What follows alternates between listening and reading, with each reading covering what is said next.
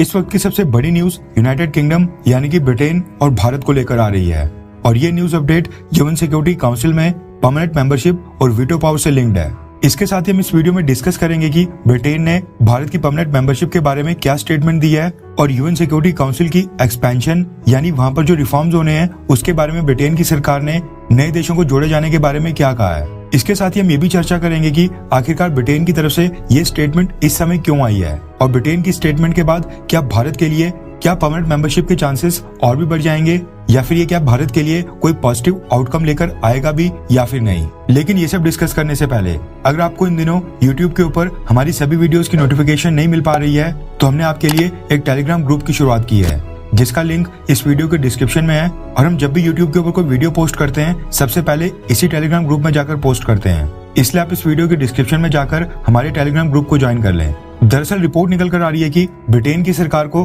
अचानक से UN security council में रिफॉर्म्स करने की याद आ गई है और अब ब्रिटेन की तरफ से इस चीज को लेकर एक बहुत ही बड़ी स्टेटमेंट आई है। ब्रिटेन की जो यूनाइटेड नेशंस में परमानेंट रिप्रेजेंटेटिव हैं उनका नाम है बारबरा वुडवर्ड। वो ब्रिटेन की तरफ से यूएन में एम्बेसडर हैं और उन्होंने भारत की परमानेंट मेंबरशिप को लेकर एक स्टेटमेंट दी है। सबसे पहले तो मैं आपकी जानकारी के लिए बता दूं कि जुलाई का महीना स्टार्ट हो गया है और इस महीने के लिए यूएन सिक्योरिटी काउंसिल का प्रेसिडेंट यानी जो सिक्योरिटी काउंसिल की प्रेसिडेंसी है वो ब्रिटेन के पास आ गई है और यूके की यूएन में परमानेंट रिप्रेजेंटेटिव बारबरा वुडवर्ड इस महीने के लिए यूएन सिक्योरिटी काउंसिल की भी प्रेसिडेंट बन गई हैं। इसलिए उनकी तरफ से जो स्टेटमेंट आई है ये इस समय काफी सारे मीडिया चैनल्स ने कवर की है और इंटरनेशनल मीडिया में छाई हुई है। इससे पहले जून महीने के लिए यूएन सिक्योरिटी काउंसिल की प्रेसिडेंसी यूएई यानी यूनाइटेड अरब एमिरेट्स के पास थी। इस महीने जुलाई के लिए ब्रिटेन के पास और अगले महीने यूएन सिक्योरिटी काउंसिल की प्रेसिडेंसी अमेरिका के पास आ जाएगी, क्योंकि ये जो यूएन सिक्योरिटी काउंसिल की प्रेसिडेंसी होती है ये रोटेटरी होती है और जितने भी परमानेंट और नॉन परमानेंट सदस्य होते हैं उनके पास हर महीने चेंज होती रहती है और 1 बाय 1 करके हर एक देश एक बार यूएन सिक्योरिटी काउंसिल का प्रेसिडेंट बनता है। अब क्योंकि जुलाई महीने के लिए ब्रिटेन यूएन सिक्योरिटी काउंसिल का प्रेसिडेंट बन गया है इसलिए जुलाई महीने का जितना भी एजेंडा है और यूएन सिक्योरिटी काउंसिल की जितनी भी प्रोसीडिंग्स होनी है वो सारी डिसाइड करेगा ब्रिटेन। अब जब ब्रिटेन की तरफ से बारबरा वुडवर्ड ने यूएन सिक्योरिटी काउंसिल के प्रेसिडेंट के तौर पर वहां पर पदभार संभाला, इन्होंने चार्ज अपने हाथ में लिया, इसके बाद इन्होंने वहां पर एक स्टेटमेंट दी और जुलाई महीने के लिए ब्रिटेन के क्या क्या एजेंडा रहेंगे उसके बारे में पूरी दुनिया को बताया। खुशी की बात यह है कि ब्रिटेन ने कहा है कि इस महीने के लिए यानी कि जुलाई महीने के लिए वो सबसे ज्यादा प्रेफरेंस यूएन सिक्योरिटी काउंसिल में रिफॉर्म्स को देंगे, यानी जो यूएन सिक्योरिटी काउंसिल में परमानेंट मेंबर्स की सीटें बढ़ाई जानी है, नए मेंबर्स को जोड़ा जाना है, ये सारा एजेंडा इस महीने के लिए ब्रिटेन की टॉप प्रायोरिटी होगा। यूएन सिक्योरिटी काउंसिल में रिफॉर्म्स के मुद्दे के ऊपर पिछले कल एक बहुत ही बड़ी घोषणा करते हुए यूएन में ब्रिटेन की परमानेंट रिप्रेजेंटेटिव बारबरा वुडवर्ड ने कहा कि अब हम 2020 के दशक में भी दाखिल हो गए हैं और अब ये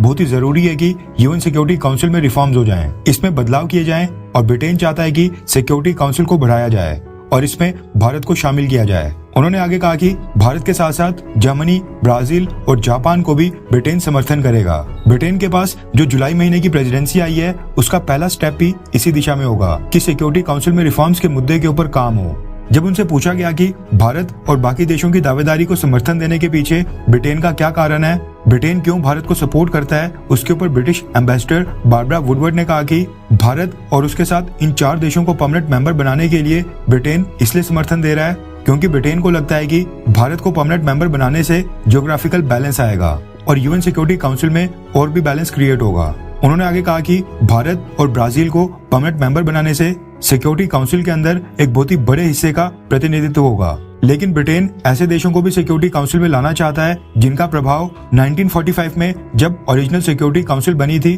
तब उतना नहीं था, लेकिन आज उन देशों का प्रभाव और ताकत पूरी दुनिया में बहुत ही ज्यादा है। इन सभी देशों को लेकर यूएन सिक्योरिटी काउंसिल में एक ज्योग्राफिकल बैलेंस बनाना ही पड़ेगा। वैसे अब ये जो ब्रिटेन की तरफ से स्टेटमेंट आई है हमें इसका स्वागत करना चाहिए, लेकिन इस चीज के ऊपर हमें ना ही ज्यादा एक्सपेक्टेशन बनानी चाहिए और ना ही हमें ज्यादा खुश होना चाहिए, क्योंकि यूके के पास यूएन सिक्योरिटी काउंसिल की प्रेसिडेंसी मात्र 1 महीने के लिए आई है और इस 1 महीने में यूके चाहे भी तो कोई बड़ा सिग्निफिकेंट डिफरेंस बिल्कुल भी नहीं बना सकता है, क्योंकि हम ये देख चुके हैं कि यूएन सिक्योरिटी काउंसिल में जो रिफॉर्म्स का मुद्दा है इसको लेकर जो नेगोशिएशंस चल रही हैं वो पिछले 70 सालों से पेंडिंग है। ऐसे में मात्र 1 महीने की प्रेसिडेंसी के दौरान ब्रिटेन भी ज्यादा कुछ नहीं कर सकता है। ऐसे में जो ब्रिटेन की तरफ से ये भारत को लेकर स्टेटमेंट आई है इसका भारत को कुछ खास बेनिफिट बिल्कुल नहीं होने वाला है, क्योंकि भारत को इस समय वर्बल सपोर्ट नहीं चाहिए, हमें भारत के पक्ष में स्टेटमेंट्स नहीं चाहिए, हमें एक्चुअल में सिक्योरिटी काउंसिल में रिफॉर्म्स चाहिए, क्योंकि यूएन सिक्योरिटी काउंसिल में जब भी रिफॉर्म्स होंगे, जब भी परमानेंट मेंबर्स की संख्या को बढ़ाया जाएगा, उसमें एक सीट भारत के लिए रिजर्व रहेगी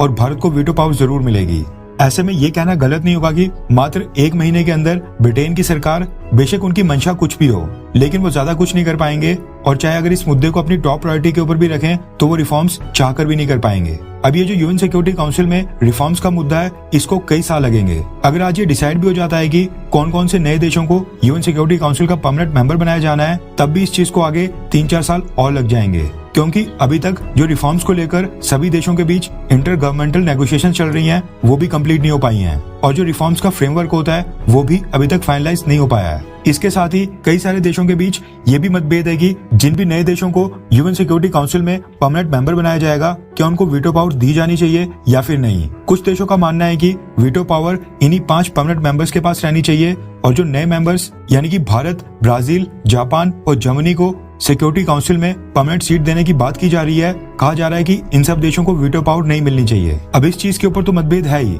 लेकिन इसके साथ साथ एक और मतभेद है वोटिंग राइट्स के ऊपर। अब जैसा कि आप सब लोगों को पता है कि इस समय यूएन सिक्योरिटी काउंसिल में जब भी कोई रेजोल्यूशन आता है, उसके ऊपर अगर एक देश भी वीटो कर ले तो वो रेजोल्यूशन पूरी तरह से गिर जाता है और उसके ऊपर आगे कोई भी काम नहीं हो पाता है और वो ब्लॉक हो जाता है। अब इस चीज के ऊपर भी दुनिया के कई सारे देशों के बीच में मतभेद है, और कई देश ऐसे हैं जो चाहते हैं कि वोटिंग राइट्स में चेंजेस होने चाहिए, बदलाव होने चाहिए, क्योंकि जब यूएन सिक्योरिटी काउंसिल में नए परमानेंट मेंबर्स को जोड़ा जाएगा, जब परमानेंट मेंबर्स की संख्या बढ़ जाएगी, तो फिर यूएन सिक्योरिटी काउंसिल में जब भी नए रेजोल्यूशन आएंगे, उनको ब्लॉक करने की संभावना, उनके ऊपर वीटो आने की संभावना और भी ज्यादा बढ़ जाएगी, जिससे यूएन सिक्योरिटी काउंसिल के सारे काम बहुत ही ज्यादा बाधित होंगे। इसलिए कई देश ऐसे भी हैं जो चाहते हैं कि यूएन सिक्योरिटी काउंसिल में अगर रेजोल्यूशन के ऊपर एक भी देश वीटो करे तो वो रेजोल्यूशन गिर जाता है, इस चीज को चेंज किया जाए और वोटिंग पावर्स में थोड़े बहुत फेर बदलाव किए जाएं। और इसी चीज को मद्देनजर रखते हुए रशिया और चाइना चाहते हैं कि वेस्टर्न देशों की जो यूएन सिक्योरिटी काउंसिल में संख्या है वो थोड़ी कम हो, और अमेरिका के इन्फ्लुएंस वाले देश